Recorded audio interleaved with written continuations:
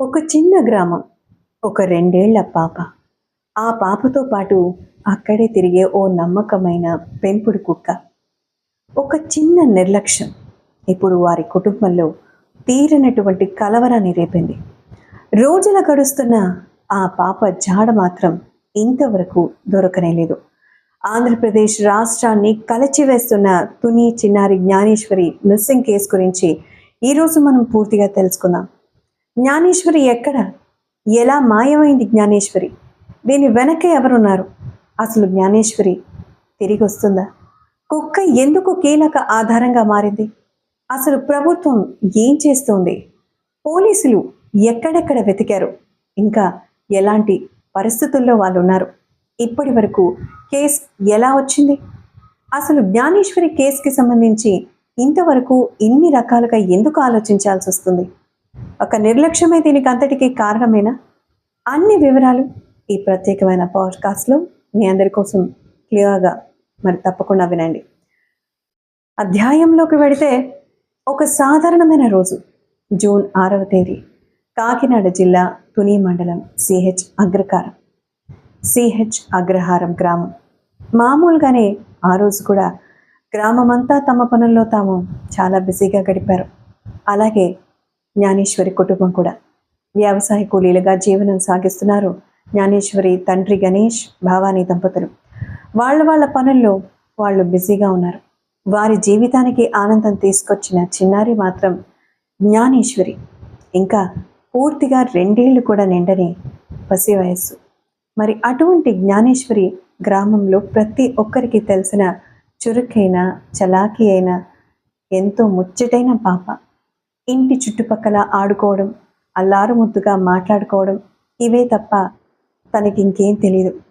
తన పెంపుడు కుక్కతో ఎప్పుడూ సరదాగా ఆడుకోవడం, ఇదే జ్ఞానేశ్వరి ప్రపంచం. ఎవరూ ఊహించిన విధంగా అదే రోజు వారి జీవితాన్ని మార్చేసింది. ముఖ్యంగా జ్ఞానేశ్వరికి సంబంధించిన విషయాల్లో తన ఇంట్లో ఉన్న పెంపుడు కుక్కతో పాటు ఆడుకోవడం, తన తండ్రితో పొలానికి వెళ్ళడమే జ్ఞానేశ్వరి చేసే అలవాటు. కనిపించకుండా పోయిన ఆ రోజు అసలు ఏం జరిగింది? ఆ రోజు మధ్యాహ్నం తల్లి ఇంటి పనుల్లో బిజీగా ఉంది. తండ్రి సమీపంలో ఉన్న పనులకు వెళ్ళారు. తిరిగి మళ్ళీ మధ్యాహ్న సమయంలో వచ్చారు. జ్ఞానేశ్వరి ఇంటి వద్దే ఆరు బయట ఆడుకుంటోంది. పల్లెల్లో ఇవి ఎప్పుడు జరుగుతూ ఉండేదే. కానీ ఆ రోజు మాత్రం ఆమెతో పాటు అత్యంత సన్నిహితమైన పెంపుడు కుక్క కూడా ఎప్పట్లాగానే ఆడుకుంటోంది. కొంతసేపటి తర్వాత అంతా నిశ్శబ్దం. ఇంటి వద్ద కనిపించాల్సిన పాప కనిపించలేదు. జ్ఞానేశ్వరి ఎక్కడికి వెళ్ళిందో తెలియదు. మొదట కుటుంబ సభ్యులు పెద్దగా ఆందోళన చెందలేదు. ఎందుకంటే పల్లె కదా, బహుశా పక్కనెక్కడికైనా ఆడుకోవడానికి వెళ్ళుంటుంది, లేదంటే తండ్రి మళ్ళీ వచ్చి పొలం పనుల దగ్గరకు తీసుకుని వెళ్ళారు అనుకునింది ఆ తల్లి. కానీ కొద్దిసేపటికే అసలు నిజం అర్థమైంది. దాదాపు 30 నిమిషాలు ఆ అర్థం కావడానికి సమయం పట్టింది. జ్ఞానేశ్వరి ఎక్కడా కనిపించలేదు. గ్రామంలో మొత్తం వెతికారు. ప్రతి ఒక్కరి దగ్గర ఆరా తీశారు. బంధువుల ఇళ్లల్లో కూడా వెళ్ళి కనుక్కున్నారు. పక్క వీధుల్లో వెతికారు. ఎక్కడ చూసినా జ్ఞానేశ్వరి జాడ ఎటూ కనిపించలేదు. పూర్తిగా పల్లె కావడం, అది మధ్యాహ్నం సమయం కావడంతో అసలు ఎవ్వరూ కూడా పాపను చూసినటువంటి జాడ కూడా తెలియరాలేదు. చివరిగా సాయంత్రానికి ఒక సమాచారం మాత్రం వచ్చింది. గ్రామానికి సమీపంలోని ఒక కొండ ప్రాంతం వద్ద జ్ఞానేశ్వరి ఆమె కుక్కతో కలిసి చూశామని ఒక వ్యక్తి తెలపడం జరిగింది. అతను పాప దగ్గరకు వెళ్ళడానికి ప్రయత్నించాడట. అయితే కుక్క ఎక్కువగా మొరగడంతో అక్కడ అడ్డుకుందని, పక్కనే ఎవరైనా పెద్దవారు ఉండొచ్చని అతను వెళ్ళిపోయారట. ఇది కేసులో మొదటి క్లూ అయింది. అంటే జ్ఞానేశ్వరి కొండ ప్రాంతం వరకు ఒక్కతే వెళ్ళిందా?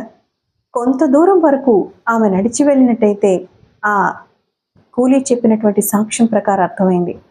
కానీ ఆ తర్వాత ఏమైంది? అక్కడి నుంచి జ్ఞానేశ్వరి ఎటు వెళ్ళింది? ఎవరైనా తీసుకుని వెళ్ళారా? లేకపోతే ఇంకేదైనా అడవిలోకి వెళ్ళిపోయిందా? అసలు ఇంకెవరైనా కిడ్నాప్ చేశారా? ఈ ప్రశ్నలకు సమాధానం ఎన్ని రోజులైనా సరే దొరకడమే లేదు. అసలు జ్ఞానేశ్వరికి సంబంధించి ఈ విషయం తెలిసిన వెంటనే భారీగా గాలింపు అయితే మొదలైంది. ముఖ్యంగా జ్ఞానేశ్వరి వయస్సు చాలా తక్కువ కావడమే దీనికి కారణం.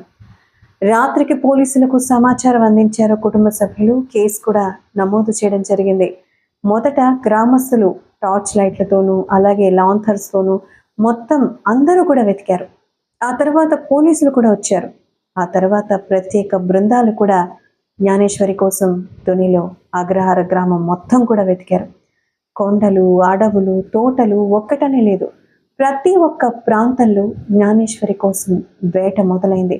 చిన్న చిన్న పొదలు, గుట్టలు, అలాగే బావులు, నీటి వాగులలో సైతం పెద్ద పెద్ద వాళ్ళని తీసుకుని వచ్చి వ్యవసాయ పొలాల్లోనూ ప్రతి ప్రాంతాన్ని కూడా జల్లెడ పట్టడం ప్రారంభించారు. కానీ జ్ఞానేశ్వరి గురించి ఒక్క సమాచారం కూడా అస్సలు రాలేదు. ఏ సమాచారం వచ్చినా వెంటనే బృందాలు అక్కడికి వెళ్ళాయి.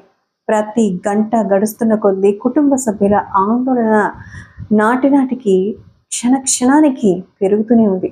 ఎందుకంటే జ్ఞానేశ్వరి 2 ఏళ్ళు కూడా నిండలేదు. గ్రామం మొత్తం కూడా ఒకటైంది. ఎలాగైనా తమ ఊరి చిన్నారిని వెతుక్కోవాలని పని మానుకొని మరి ప్రతి ఒక్కరూ పోలీసులతో సహా గ్రామమే కదిలింది. వందలాది మంది గ్రామస్తులు వెతకడం ప్రారంభించారు. రాత్రులు టార్చ్ లైట్లతో గాలింపులు చేపట్టారు.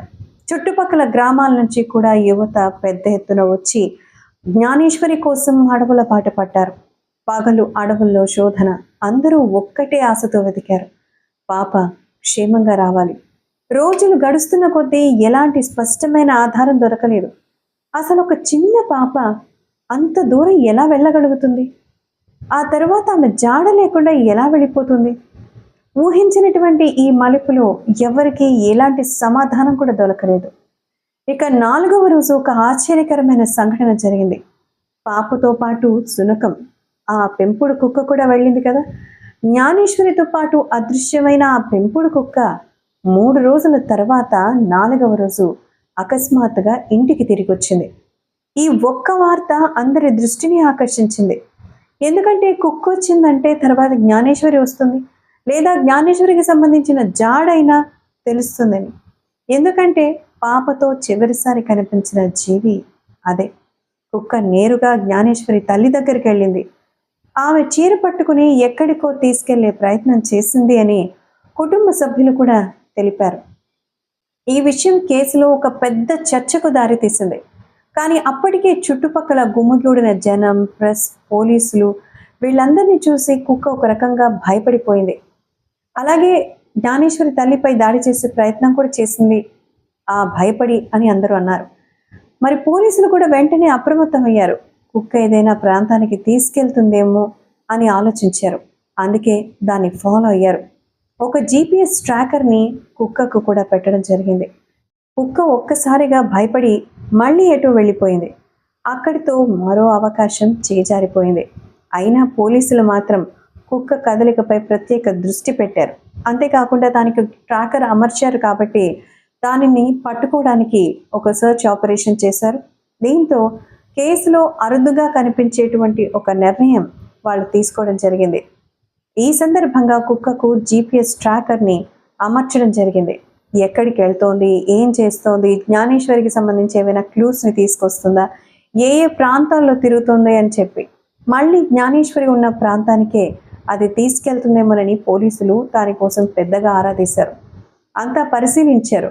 ఎక్కడికక్కడ ప్రతి కదలికను కూడా వాళ్ళు గమనించడం జరిగింది. కానీ ఆశించినంత ఫలితం అయితే అస్సలు కనిపించలేదు. అసలు జ్ఞానేశ్వరి ఏమైంది? కుక్క కదలికల ద్వారా స్పష్టమైన ఆధారాలు అయితే పోలీసులకు కానీ, క్లూస్ టీమ్స్కి కానీ, ఇంటి వాళ్లకు కానీ ఏవి అర్థం కాలేదు. అసలు ఏ విషయమూ బయటకు రాలేదు. అన్ని కోణాల్లోనూ దీని గురించి పూర్తిగా దర్యాప్తు చేపట్టారు. రోజులు గడుస్తున్న కొద్దీ మరింత క్లిష్టంగా మారిపోయింది. ఆ చిన్న పాప ఎలా ఉంటుంది? 3 రోజులు, 4 రోజులు, ఇన్ని రోజులైనా అసలు ప్రధానమైనటువంటి ఈ క్లూ అనేది ఒక్కటి కూడా దొరకలేదు. అసలు ఈ పాప తప్పిపోయిన దారి మొత్తం అడవి ప్రాంతంలోకి ఉంటుంది. మరి ఈ సందర్భంగా రెండవది, ఆ అడవి ప్రాంతంలో పాప అంత దూరం వెళ్ళలేదు కాబట్టి ఎవరైనా కిడ్నాప్ చేసి ఉండొచ్చు. కిడ్నాప్ చేసి ఎక్కడికి తీసుకెళ్లారో కనుక్కోవడానికి అక్కడ ఎక్కడ CCTV కెమెరాలు లేవు. ఎందుకంటే 2 ఏళ్ల చిన్నారి ఇంత దూరం నడవడం సాధ్యమేనా అనే ప్రశ్నలు కూడా ఖచ్చితంగా తలెత్తుతాయి. అందుకే కిడ్నాప్ కోణాన్ని కూడా తీవ్రంగా పరిశీలించడం, కుటుంబంలో ఎవరికైనా సరే గొడవలున్నాయా అని ఆరా తీశారు. ఇక టెక్నాలజీని కూడా రంగంలోకి దింపడం జరిగింది. సో పోలీసులు ఆధునిక సాంకేతికతను ఉపయోగించడం ప్రారంభించారు. ఇలాంటి సమయంలోనే సోషల్ మీడియాలో రకరకాలుగా ఆ ఊర్లో ఇలా కనిపెట్టారు, ఈ ఊర్లో ఇలా కనిపెట్టారని ఇక్కడ కూడా డ్రోన్లతో గాలింపు చేశారు. సీసీటీవీ ఫుటేజ్ను పరిశీలించారు. ప్రత్యేక బృందాలను ఏర్పాటు చేశారు. వందల గంటల వీడియోల్ని కూడా పరిశీలించడం జరిగింది. థర్మల్ కెమెరాల్ని యూజ్ చేశారు. ప్రతి సమాచారం కూడా ధృవీకరించారు. అదొక మారుమూల పల్లెటూరు, అలాగే ఒక అగ్రహారం కావడం, చుట్టుపక్కల ఏ రకమైన ఫెసిలిటీస్ లేకపోవడమే ప్రతి అనుమానిత వ్యక్తిని విచారించారు. అన్నీ కూడా ఒకేసారి కొనసాగాయి. చాలామంది హోమ్ మినిస్టర్ సైతం వచ్చి కుటుంబ సభ్యుల్ని పరామర్శించి వాళ్లకు ధైర్యాన్ని అందించారు. అలాగే మన deputy chief minister Pawan Kalyan గారు కూడా ఈ కేసును చాలా కీలకంగా తీసుకోమని చెప్పి అధికారులకు ఆదేశాలు కూడా ఇవ్వడం జరిగింది. ఉన్నతాధికారులు వచ్చి కేసుని పర్యవేక్షించడం కూడా స్టార్ట్ చేశారు. ప్రత్యేక బృందాలు ఏర్పాటు చేశారు. ఎన్ని చేసినా జ్ఞానేశ్వరి ఎక్కడా అనేది మాత్రం దొరకనే లేదు. ఎస్డిఆర్ఎఫ్ సిబ్బందిని రంగంలో దింపింది మన సెంట్రల్ గవర్నమెంట్.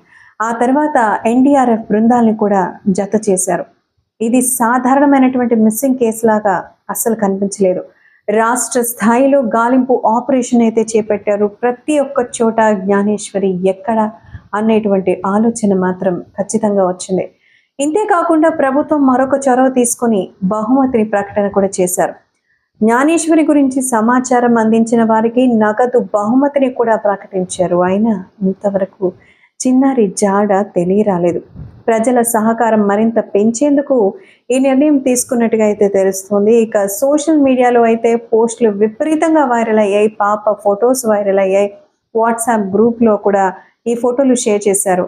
ప్రతి ఒక్కరు కూడా పాప క్షేమంగా రావాలని కోరుకుంటున్నారు. ఆ పాపని ఎవరైనా ఎక్కడైనా తీసుకుని వెళ్ళినా తిరిగి క్షేమంగా తీసుకురావాలని ఆశిస్తూ ఉన్నారు. మరొక విషాదం ఏంటంటే ఆ కేసులో చాలా కీలకంగా మారినటువంటి కుక్క మళ్ళీ ఒక రోజు తర్వాత తిరిగి వచ్చి రోజంతా తిండి లేక నీళ్లు లేక తిరిగి డీహైడ్రేషన్తో చనిపోయింది. ఈ పరిణామం మరొక విషాదకరమైన మలుపుగా మారింది. ఆ కుక్క వల్లైనా సరే పాప జాడ కనిపెట్టచ్చు, అక్కడ వరకు వెళ్ళొచ్చు అనుకున్నారు. కానీ దీనివల్ల దర్యాప్తు ఆగిపోలేదు. పోలీసులు కూడా తమ ఓటమిని అంగీకరించలేదు. తమ గాలింపుని మరింతగా కొనసాగించారు. ముఖ్యంగా ఆపరేషన్ టాయ్ అంటూ పెట్టారు. అంటే పాప హైటు అలాగే పర్సనాలిటీకి తగ్గట్టుగా ఒక అద్భుతమైనటువంటి బొమ్మలు 2 తయారు చేసి ఆ బొమ్మల్లో మాంసాన్ని పెట్టి పాప చివరిగా మిస్సింగ్ అయింది అని కనిపించినటువంటి ఏరియాలో ఆ బొమ్మల్ని పెట్టారు. ఎందుకంటే ప్రతి ఉదయం ఒక ఆశ, ప్రతి ఆ రాత్రి ఓ నిరాశగానే మిగులుస్తోంది. జ్ఞానేశ్వరి తల్లిదండ్రులు ఇప్పటికే తమ పాప తిరిగి వస్తుందని నమ్మకంతో ఉన్నారు. కాబట్టి పోలీసులు ఈ ఆపరేషన్ టాయ్ ద్వారా తిరిగి ఏదైనా ఒక క్లూ దొరుకుతుందా అని ఎదురు చూస్తూ ఉన్నారు. ఎందుకంటే ఏదైనా ప్రమాదకరమైనటువంటి జంతువు పాపకి సంబంధించి ఏదైనా ప్రమాదం తలపెట్టి ఉంటే మళ్ళీ వచ్చి ఆ మాంసం వాసన కోసం అటాక్ చేసే అవకాశం ఉంది. ఆ బొమ్మల మీద అటాక్ చేసిందంటే ఖచ్చితంగా జంతువుల వల్ల ఏదైనా ప్రమాదం జరిగిందని నిజం తెలుస్తుంది. అందుకే ఆపరేషన్ టాయ్ని పెట్టారు. కానీ ఇంతవరకు దానికి సంబంధించిన ఏ సమాచారము రాలేదు. అసలు ఇప్పటికే అక్కడ ఫారెస్ట్ డిపార్ట్మెంట్లు మనుషులపైన అటాక్ చేసేంతగా జంతువులు ఆ ప్రాంతంలో సంచరించవు అని చెప్పారు. మరి జ్ఞానేశ్వరి ఏమైంది? అక్కడున్న ప్రతి నీటి కుంటలోనూ ప్రతి పొదల్లోనూ ఎతికారు. ఇంతవరకు జ్ఞానేశ్వరి జాడ తెలియరాలేదు. ఇక భగవంతుని ప్రార్థించడం తప్ప మన చేతుల్లో ఏముంది అని ఆలోచిస్తూ గుబులుగా ఉన్నారు జ్ఞానేశ్వరి మిస్సింగ్ కేసు తెలుసుకున్నటువంటి ప్రతి ఒక్క వీక్షకుడిది ఇదే ప్రార్థన. మరి జ్ఞానేశ్వరి ఖచ్చితంగా తిరిగి రావాలని మనస్ఫూర్తిగా భగవంతుని అయితే కోరుకుందాం. మరి పోలీసులు కూడా ఇంకా ఈ కేసుని మరింత ఉధృతంగా పరిశోధన చేస్తూ తొందరగా జ్ఞానేశ్వరి జాడని తీసుకురావాలని మనస్ఫూర్తిగా కోరుకుందాం.